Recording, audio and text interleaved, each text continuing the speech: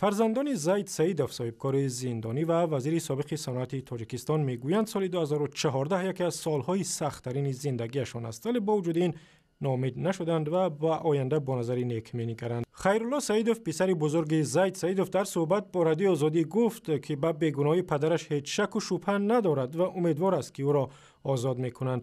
زید سیدوف را سال 2013 با گناه‌های سنگین به مثل دزدی و تجاوز به ناموس زندانی کردند، اما اکثریت به این باورند که او برای نیتش جهت تأسیس یک حزب نوی سیاسی در تاجیکستان زندانی شد. صحبت امروزه برنامه با خیرالله سیدوف است.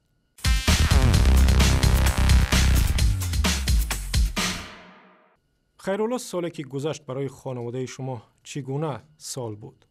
سال دشوار، خیلی سال دشوار بود و دوری از پدر، امید این که حالا با هر بهانه یک بار پدرمون رو بینیم.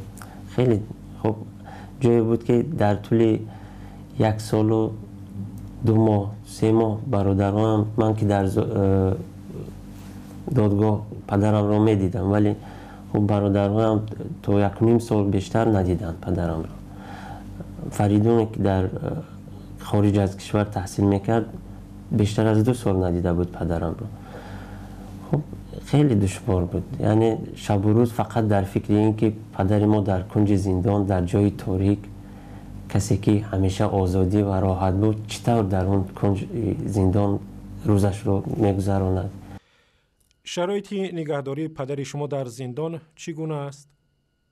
در مورد بود و باش پدرم همین رو میتونم قید کنم که خب چون که میدونیم همون زندان موقتی، یعنی همون سیزا، بسیار یک محیط دشوار و سخت دارد، چون یک اتاق کوچک و تاریک که در یک روز شاید یک بار برای هوای تازه اون هم 1 ساعت بیرون میبراید. خب برای کسی که معلول است، یعنی از یک دست محروم است و کسی که مریض معده دارد، برای اون کس خیلی دشوار است در اونجا بودن، چون در آزادی هر ماهی هر 2-3 ماه یک بار معالجه میکرد و خود را از این نظر یک کمی نگاه می‌داشت و همین رو میتونم بگم که با او مثل دیگر زندانی ها برخورد می شود، نه کم نه زیاد. خب خدا را شکر هیچ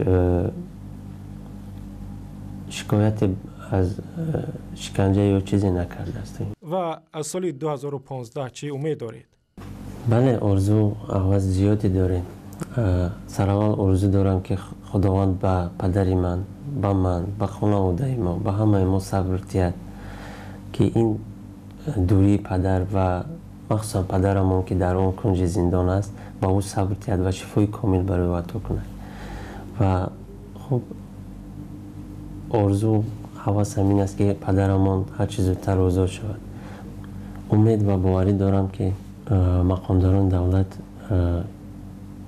فکر و نیت خیر پدر من را خوب احساس کردند و اینچنین از رهبریت کشور محترم جناب عالی امید زیاد دارم که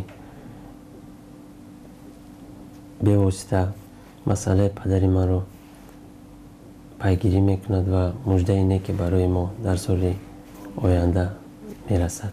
واقعی به مردم شریف تاجیکستان سال نو میلادی رو تبریک و تهنیت گفته، تمنای اون رو دارم که سعادت روزگار همیشه نصیبشون باشه. خیرالله سیدوف پسر زید سیدوف صاحبکار شناخته و زندانی تاجیک صحبت میکرد.